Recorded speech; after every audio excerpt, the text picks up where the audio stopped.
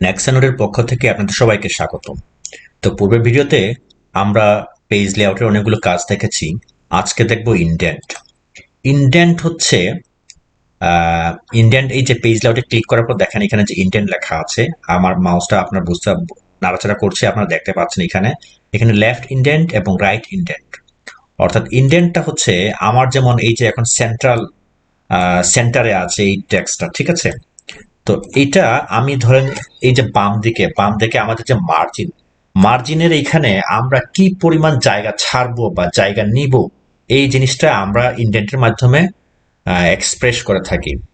তো ইনডেন্টে ধরেন সহজভাবে বোঝার জন্য আমি যদি এটা যদি আপনারা বুঝতে চান তাহলে আমি একটু করি। এই যে আমি এখানে আপনার জন্য একটা স্ক্রিনশট নিয়ে রেখেছি।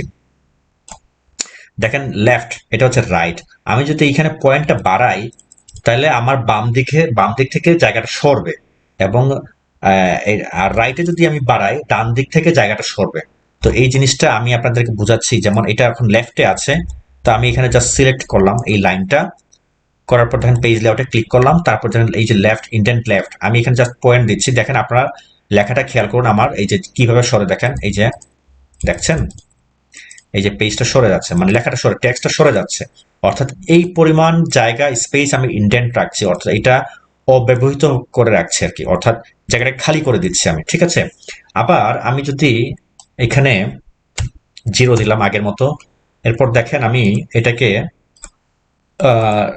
রাইট মার্জিন দিলাম, রাইট অ্যালাইনমেন্ট দিলাম, তারপরে আমি পেজ লেআউটে ক্লিক করলাম, ক্লিক করার পর দেখেন এখানে রাইট অ্যালাইনমেন্ট, রাইট যে ইনডেন্ট, এখানে আমি পয়েন্ট বাড়াই দিচ্ছি।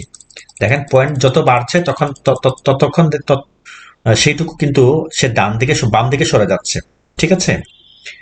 এইটা হচ্ছে ইনডেন্টের কাজগুলা আমরা বড় ধরনের কোনো এসে টেসে লেখার সময় বা রাইটিংস লেখার সময় আমরা এই ধরনের ইনডেন্টগুলো ব্যবহার করে থাকি। এরপরে এখানে একটা স্পেসিং এর একটা আছে। স্পেসিংটা আমি আগেও দেখিয়েছিলাম, তারপর আরেকবার দেখাই দিই। স্পেসিংটা হচ্ছে একটা লাইনের সাথে আরেকটা লাইনের তফাৎ কিরকম হবে, ব্যবধান কিরকম হবে, এই জিনিসটাই নির্দেশ করে আর কি।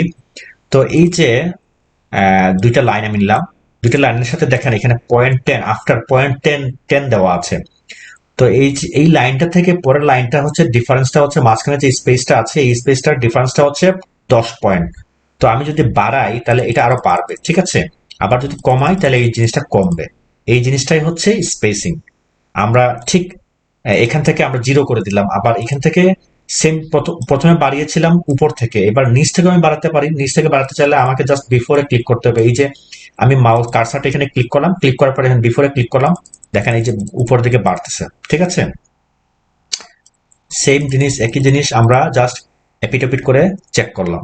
তো এই ছিল ইনডেন্ট এবং স্পেসিং।